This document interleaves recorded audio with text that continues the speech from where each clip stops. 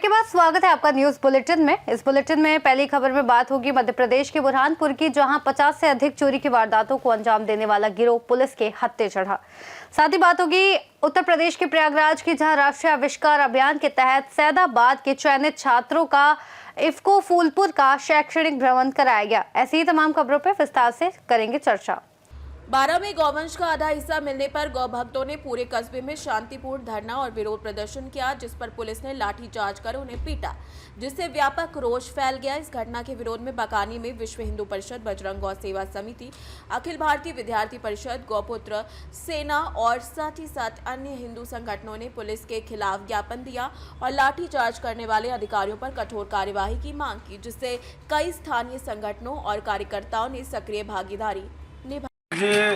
कुछ दिनों पहले 12 जिले में जिस प्रकार से गोवंश का आधा हुआ कटा वंश मिला था, जिसके विरोध में गोभक्तों द्वारा शांतिपूर्ण तरीके से 12 बंद कर विरोध प्रदर्शन किया जा रहा था, जिसके संदर्भ में पुलिस प्रशासन द्वारा खानापूर्ति करके गोभक्तों के ऊपर निर्मम तरीके से लाठीचार्ज किया गया, जिसके विरोध में आज पूरे झालावाड़, बारा और हाड़ौती क्षेत्र में सर्व हिंदू समाज, विश्व हिंदू परिषद, बजरंग दल के नेतृत्व में ज्ञापन दिए जा रहा है। और हमारी मुख्यमंत्री से मांग है कि जो भी हमारे गोभक्त भाइयों के ऊपर निर्मम लाठीचार्ज हुई है उनको न्याय मिले, और जो पुलिस प्रशासन जिनकी लापरवाही से लाठीचार्ज हुई है वो लाइन हाजिर कर उनको सस्पेंड किया जाए, वरना कुछ दिनों बाद हम पूरा जिला जाम करेंगे, 12 जिला। और बकानी से सी न्यूज संवाददाता रमेश की रिपोर्ट। बुरहानपुर से खबर है, जहां जिले के नेपानगर क्षेत्र में 50 से अधिक चोरी की घटनाओं को अंजाम देने वाले गिरोह के 2 सदस्यों को पुलिस ने चोरी के माल और इलेक्ट्रिक कटर मशीन सहित धर दबोचा, जबकि 4 अन्य आरोपी फरार हैं। गिरोह ग्रामीण क्षेत्रों में और खेतों में लगे विद्युत डीपीओ को निशाना बनाता था और नेपानगर थाना क्षेत्र के ग्राम सिविल में चोरी की घटना को अंजाम दिया था। पुलिस अन्य आरोपियों की गिरफ्तारी के लिए छापेमारी कर रही है। मामला था, किन आरोपी को पकड़ा गया और क्या धाराएं बनाई हैं इनके ऊपर? ये अभी जो क्षेत्र में लगातार 25, 26 और 2024 में भी लगातार ये डीपी चोरी की घटनाएं हो रही थी। इसको लेके जो इसमें आरोपी अकरम पिता असलम खान, ये निवासी ख्वाजा नगर सावदा का है, जिला जलगांव का रहने वाला। दूसरा शरीफ पिता नसीर तड़वी, ये ख्वाजा नगर सावदा का है, और इनके अन्य साथी और हैं। एक तो अकरम है, महमूद शाह जलगांव का है, विनोद तड़वी रावेर का है, प्रदीप सांगवी का है। ये इसमें 4 लोग अभी फरार हैं। इनके द्वारा क्षेत्र में लगातार जो ग्रामीण क्षेत्रों में डीपीयाँ थी उनको तोड़कर कोयल चोरी करने की लगातार घटनाएं की जा रही थी। दिनांक 9 फरवरी को भी सिवल के पास एक डीपी चोरी गई थी, जिसमें ये जो 2 आरोपी अकरम और शरीफ है, ये इनको रंगे हाथों पकड़ा है और इनके पास से कोयल और जो घटना में प्रयुक्त औजार वगैरह सभी जब्त किए गए हैं। इनके द्वारा निम्बोला क्षेत्र की पुरानी 2025-26 की 6 घटनाएं, एक शिकारपुरा थाने की और शाहपुर थाना क्षेत्र की भी 44 घटनाएं इन्होंने करना स्वीकार किया है। और इसमें इनके अन्य साथी जो मास्टरमाइंड महमूद शाह, वो फरार हैं और उसके साथ 3 लोग और हैं। इनकी शीघ्र अभी गिरफ्तारी की जाएगी। 2 को अभी हम न्यायालय पेश कर इनकी PR प्राप्त करना है। बुरहानपुर से सी न्यूज संवाददाता सतीश वाघ की रिपोर्ट। जोधपुर से खबर है, जहां जयनारायण व्यास विश्वविद्यालय के 22वें दीक्षांत समारोह में राज्यपाल एवं कुलाधिपति हरिभाऊ बागड़े ने विद्यार्थियों को संबोधित करते हुए कहा कि दीक्षांत शिक्षा का अंत नहीं बल्कि जीवन के नए चरण की शुरुआत है और उन्हें अर्जित ज्ञान को कर्म में बदलकर राष्ट्र निर्माण में योगदान देना चाहिए। उन्होंने भारतीय ज्ञान परंपरा, वेद, उपनिषद और गुरुकुल प्रणाली पर प्रकाश डालते हुए आधुनिक विज्ञान और तकनीक के साथ इसके समन्वय का महत्व बताया। विद्यार्थियों को संवेदनशील, जिम्मेदार नागरिक बनाने और वैश्विक मंच पर भारत का नेतृत्व करने का आह्वान किया। समारोह में IIT निदेशक अविनाश अग्रवाल मुख्य अतिथि और दीक्षांत वक्ता रहे, जिसमें कुल 52,682 विद्यार्थियों को स्नातक, स्नातकोत्तर और शोध उपाधियां प्रदान की गई। तकरीबन 59 स्वर्ण पदक भी वितरित किए गए, जहां पर 40 पदक छात्राओं को दिए गए। जिसके अतिरिक्त अवतार तालमीना और डॉक्टर दिव्या जोशी को डीलिट की उपाधि दी गई। कार्यक्रम में राष्ट्रगान, दीप प्रज्वलन, मां सरस्वती वंदना, गॉर्ड ऑफ ऑनर, शैक्षणिक शोभा यात्रा जैसे कई सारी चीजें हुई और समारोह गर्मीमय रूप से संपन्न हुआ। जोधपुर से सी न्यूज संवाददाता आनंद शर्मा की रिपोर्ट। खबर कैमूर से, जहां सदर भभुआ में एकता चौक पर राजद और किसान मोर्चा के कार्यकर्ताओं ने मोदी और ट्रंप का पुतला फूंका। इस मौके पर राजद नेता अजीत सिंह ने कहा कि केंद्र सरकार ने अमेरिका के साथ जो समझौता किया है वो देश और खासकर किसानों के लिए घातक है। उन्होंने आरोप लगाया कि इस डील की जानकारी देशवासियों से छिपाई जा रही है। उनके मुताबिक बिजली क्षेत्र सहित कई महत्वपूर्ण क्षेत्रों में ऐसे समझौते हुए हैं जिनसे किसानों को भारी नुकसान उठाना पड़ेगा। उन्होंने कहा कि अगर अमेरिकी कृषि उत्पादों पर 0% टैरिफ और भारतीय कृषि उत्पादों पर 18% कर लगाया जाएगा तो भारतीय किसान प्रतिस्पर्धा कैसे कर पाएंगे। जहां किसानों के हित में कार्यकर्ताओं ने समझौते को वापस लेने के लिए पुतला दहन किया। मौके पर बिरजू पटेल, रविंदर सिंह, सुनील यादव, सुरेश कुमार, रामचंद्र बिंद, बीरेंद्र पासवान एवं कई लोग मौजूद रहे। आज पुतला दहन किया जा रहा है, क्या मामला है? ये पुतला दहन जो है, ट्रंप और मोदी ने मिल करके भारत के किसानों को जो उनकी अस्मिता बेचने का काम किया है और बड़े ही व्यापक स्तर पर देश हित के खिलाफ ये जो डील हुआ है, तो उसको ट्रंप मोदी छोड़ करके हम लोग जो ट्रंप डील बोलते हैं उसके खिलाफ इन दोनों लोगों का पुतला फूके हैं भारत के किसानों की तरफ से, भारत के किसानों की मांग को लेकर। कहाँ से कहाँ तक निकाला गया, मार्च निकाला गया था? ये हम लोग का राष्ट्रीय जनता दल कार्यालय से एकता चौक पर इस कार्यक्रम को किया। क्या नाम पड़ेगा? अजीत कुमार। क्या है? हम लोग, मैं राष्ट्रीय जनता दल का पूर्व प्रत्याशी रामगढ़ विधानसभा, और हम लोग नेतृत्व में, हम लोग के जो किसान प्रकोष्ठ के अध्यक्ष हैं इस जिला के, उनके नेतृत्व में ये कार्यक्रम।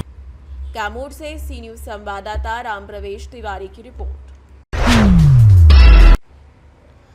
खबर प्रयागराज से, जहां राष्ट्रीय आविष्कार अभियान के अंतर्गत सैदाबाद के 100 मेधावी छात्रों को इफ्को फूलपुर में एक दिवसीय शैक्षणिक भ्रमण आयोजित किया गया, जिसमें उन्हें विभिन्न तकनीकी और शोध इकाइयों जैसे नीम तेल और जैव उर्वरक संयंत्र, कृषि शोध उद्यान, ग्रीन हाउस, मृदा परीक्षण प्रयोगशाला, मधुमक्खी पालन इकाई और संरक्षण गौशाला का अवलोकन कराया गया। भ्रमण का मुख्य आकर्षण कृषि में ड्रोन तकनीक का लाइव प्रदर्शन रहा, जिससे छात्रों ने आधुनिक कृषि उपकरणों और नवाचारों को प्रत्यक्ष देखा और उनकी उपयोगिता समझी। खंड शिक्षा अधिकारी ने कहा कि ये पहल बच्चों में वैज्ञानिक दृष्टिकोण और जिज्ञासा जागृत करने के लिए जरूरी है। शिक्षकों की सक्रिय सहभागिता और विद्यार्थियों के लिए सुगम व्यवस्थाओं ने इस यात्रा को शैक्षिक और यादगार अनुभव बना। प्रयागराज से सी न्यूज संवाददाता रणविजय की रिपोर्ट।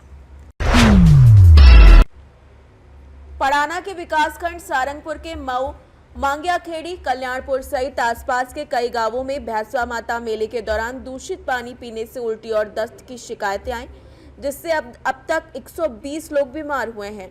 इसमें मऊ गांव के 40 मरीज शामिल हैं। इस संबंध में सारंगपुर एसडीएम रोहित बमहोरे, तहसीलदार आनंद जायसवाल, बीएमओ डॉक्टर मनीष चौहान और आरआई रामगोपाल शर्मा ने प्रभावित गांवों का दौरा किया और स्वास्थ्य विभागों की टीम ने घर घर जाकर मरीजों को दवाइयां वितरित की।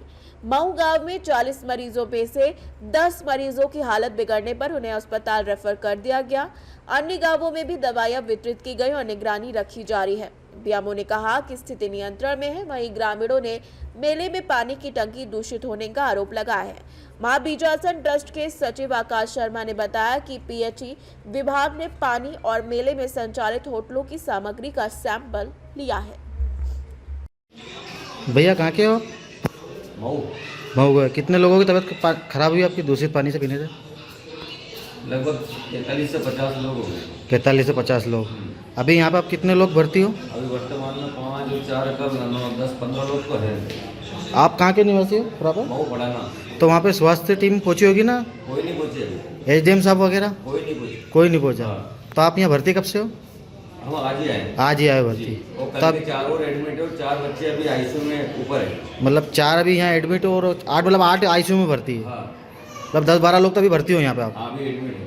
अच्छा, तो आप सभी कोई आके मिला यहाँ पे? नहीं मिला यहाँ पे? कोई किसी ने मुलाकात करी आपसे, एडीएम साहब या स्वास्थ्य अधिकारी कुछ किसी? भी नहीं आया भाजी, कोई भी सुविधा नहीं। और ना हमारे गांव में, जबकि उस वार्ड का हम खुद पंच हैं।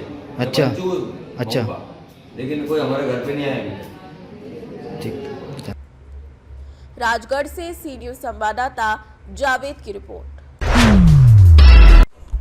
खबर कैमूर से, जहां जिले के भभुआ में ऑल इंडिया ट्रेड यूनियन के जिला संयोजक उपेंद्र कुमार के नेतृत्व में जिला मुख्यालय पर आशा और आंगनबाड़ी कर्मचारियों के समर्थन में धरना दिया गया। कर्मचारियों की मांग है कि वर्षों से कार्यरत होने के बावजूद उन्हें सरकारी दर्जा दिया जाए और उनका वेतन महंगाई के मुताबिक 25,000 रुपए प्रति माह तय किया जाए। विश्रम कानून के पुराने कानून की बहाली, निजीकरण पर रोक, पुरानी पेंशन व्यवस्था की वापसी और 8वें वेतनमान लागू करने की मांग कर रहे हैं।